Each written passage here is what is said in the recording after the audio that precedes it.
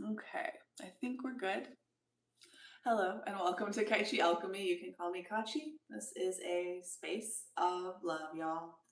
Welcome or welcome back. Good morning, good afternoon, good evening, good night, whatever time it is, wherever you are in the cosmos today, whenever you're finding this. Um, I am going to be pulling a quick oracle message for whoever's tuning in today from the Kim Kranz deck, the Archetypes deck. I don't know if you've ever seen this one before, but they are a little bit different because they are a circular deck. The first time that I ever learned how to shuffle these was quite an interesting experience, but they're a lot of fun, and it's been a long time since we've gotten into them on this channel, so I was definitely feeling called to do that today. But it will be a bit of a shorter message today, so no need to like go grab your coffee or your tea or your knitting project necessarily. Before we get started, I'm going to have everybody go ahead and do a brief one breath meditation if you would like, if you feel comfortable. And if you'd like, I'll have you take your hand on your heart and or your belly, and you can hold it at the top of it if you'd like. And we're going to break all the rules of the internet and give a moment of silence here.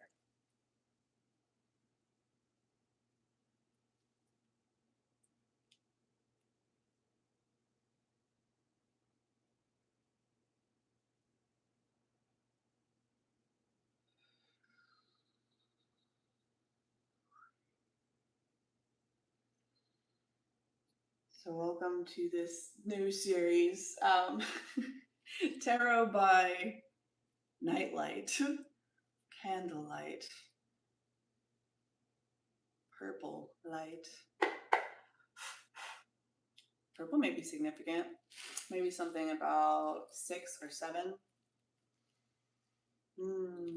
Okay, so Freya, Bali, Michael, Mary, thank you for your blessings. Thank you for your protection. Thank you for your wisdom. Thank you for your support. Thank you for your insight. Thank you for your patience. Thank you, thank you, thank you. Please allow me to channel a message in alignment with the collective's greatest and highest good, whichever collective is tuning in here today. I'm going to go ahead and clear the energy a little bit with the sound bowl. So if you have any kind of sound sensitivities, I recommend removing your earbuds or turning down your volume or something like that, okay?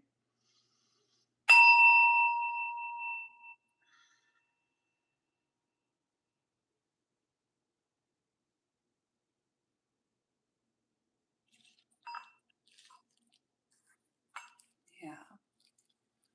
Spirit, please.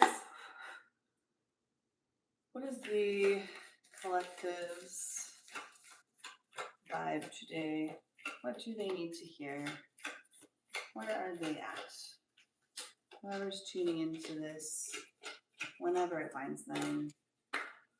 Oh, I wasn't sure. I wasn't 100% confident that I was going to remember how to shuffle these circular cards, but we ended up getting the temple.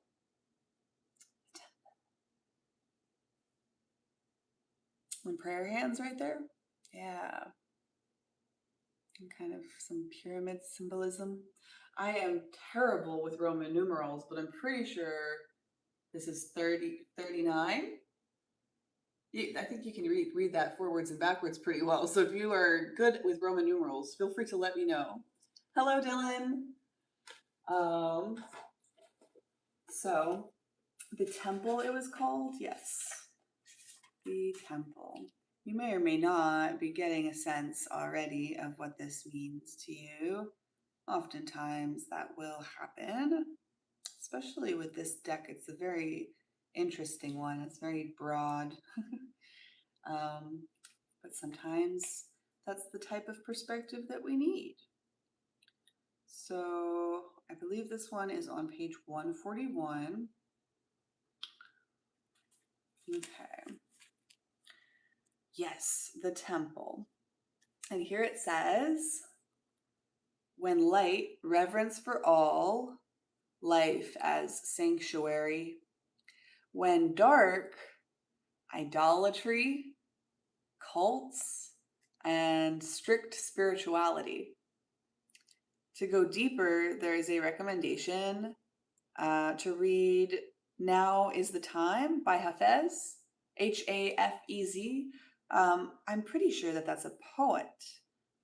If you know if Hafez is a poet, please feel free to, let me know and give us some confirmation down below. It says, though indeed the temple travels with you, this card is interwoven with the pilgrim archetype. If you've been longing for a spiritual journey, book your tickets. Interesting. And then here it says, the ancient yogis saw the body itself as the temple, every function and feature of it as an expression of divinity. Build a shrine with found materials. Don't spend any money, only time. Always an excellent suggestion, but definitely seems to be aligned with this message here, right? The sanctuary, the shrine, the altar, to create an altar, to kind of generate the routine and the practice of maintaining something. Sometimes it's easier to take care of things outside of ourselves instead of taking care of ourselves. So, excuse me. So I think that a big part of altar magic is like very much grounding down into our physical surroundings, um,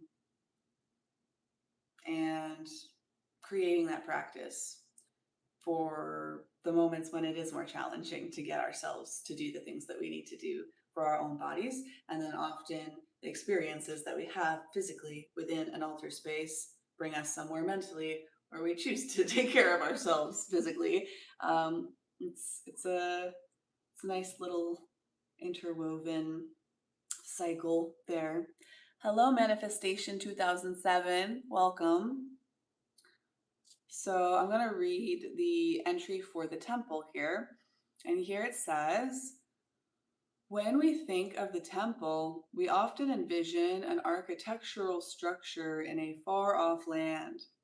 We are quick to distance ourselves from the sacred, assuming we must expend much effort in order to arrive there.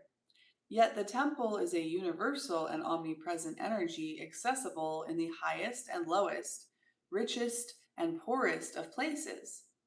Visiting the temple might be as simple as stepping into the dappled light of the forest, slowly and sensuously kissing a lover, or closing your eyes to travel inward. This card is a call to re-examine what you pay homage to and what you reject. What do you spend your time worshiping? Your phone, money, material goods? What barriers do you draw between yourself and the sacred? Perhaps there is room on your altar for something new, something surprising. Offer it to the heavens. If anybody is, hello, Afton. If anybody is just joining now, the playback will be available very shortly. I'll make it public so that even when it's loading, it's probably accessible from my page. Yeah, sorry, that kind of took me out of it a little bit. Oh, right. So I was looking at the chat. The chat very much represents Gemini energy, confusion, distraction, third-party energy, but it doesn't have to be a bad thing. It can be a very useful, very healthy, beneficial thing. It's just that it can be distracting, right? I always struggle with Gemini energy because it's very buzzy and distracting. And so since we're just now coming out of Taurus season as I'm filming this in real time, it can be very useful, I think, for some of y'all to remember what you've been learning over the last cycle of the moon, over the last month or so, and utilizing the Taurian energy and the Taurian tools that you have integrated more into your life to go back a little bit and see, am I falling off here? Is there something I could do to improve here? You know what I mean? Yeah. So again, that's why the altar space can be really beneficial for when you have a lot of buzzy, distracting energy going on, to be able to ground that mental energy through by using your body. There's other things you can do, and you know, dance, and there's things you can do with people, and but again, I feel like there's a lot of energy for this particular collective about having so many options, invitations, distractions, people talking, people doing things, people asking, people offering, and that's fine. But remember, you probably have been working on your boundaries. You probably have been working on your priorities. You probably have been working on staying connected to your values and your goals, and making sure that you're making decisions from a place that's going to prevent any kind of resentment and codependency and toxic interactions, so that you can interact with people from a healthy, whole place that is actually beneficial for both of y'all in the long term. And so it's kind of an energy of supporting Gemini in your life. It's by preparing for Gemini energy and remembering to not let that fall by the wayside. Like, oh, checked it off the list. Now I don't ever have to worry about feeling grounded in my body anymore, and taking time to myself and taking deep breaths in the forest and stuff. Like, oh, my money's good, my career's going good, my social life's going good, my friends are doing good, and I'm just like starting to overextend myself because everything's good, right? So I want to put myself forward for things that are good. And I think, I mean, a lot of people have a tough time learning and practicing saying no and feeling like that's okay. But particularly for this collective, I would say that's a big piece, is learning how to use no as a full sentence, and without the regret and the remorse and the guilt and stuff. Because if you don't need to be doing that, and if the person or people that you're interacting with, you're talking to, that you're setting boundaries with, that you're rejecting, that there's some kind of ambiguity with, if they aren't able to handle that in, a way where they don't take it personally and make it about something that it's not, then you don't really want those people in your life anyways. And so it's kind of a natural filter. You know what I mean? And sometimes people are way too closed off in certain ways, and they need to like work on not having that filter. But particularly, again, I feel like this group of people really value and thrive on and require grounding, quiet, alone time. And it doesn't have to be necessarily, it's just that those are the only experiences and the only times that most of the people in the modern world are able to come into that frequency of just chilling and eating the grass and like being in the moment without, substances and um, uh, what do you call that? Like shows and like events, and theoretically a lot of that stuff is supposed to be able to bring you into that space. But it's like it's really important to be able to have that altered state come more frequently, and have it easily come from mundane experience, not from novel experience. And also, if you are pursuing novel experience on a constant basis, like every day, every week, every all the time, and you're like always distracting yourself and like doing new things, some people thrive on that, I guess. But I think for this group of people, it can be more of a distraction. It can be more of a way of like proving your value, and almost like when you're a workaholic and you're trying to prove yourself through work, people can also do that through social things, um, because they also get value and a sense of self from those environments. If you don't have a sense of self that, you know, doesn't come from the communities that you're a part of, then you're going to be really dependent on that group to give you that validation. And maybe they can do that in a healthy way, maybe they can't, but I think it's really dangerous to need that, period. Because again, it can create the potential for resentment, for confusion, for covert contracts, for pressure that doesn't need to be there. So it's very important to, oh my goodness. Ay, ay, ay, ay, ay.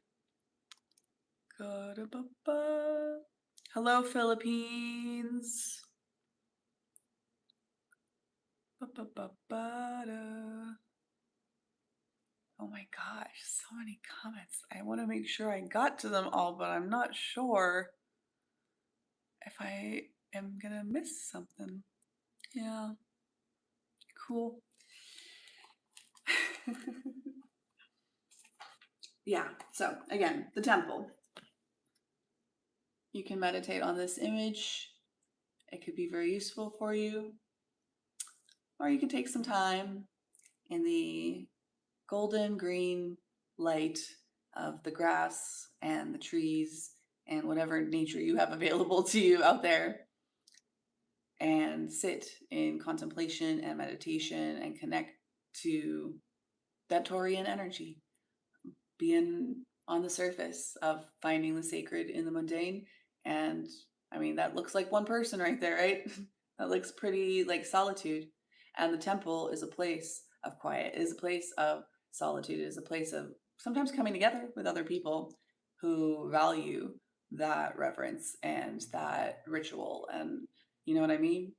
And those rituals are going to look different for everybody, but it's all going to have to do with nature and connecting with your inner world and being in the present moment and chilling there in that protected space.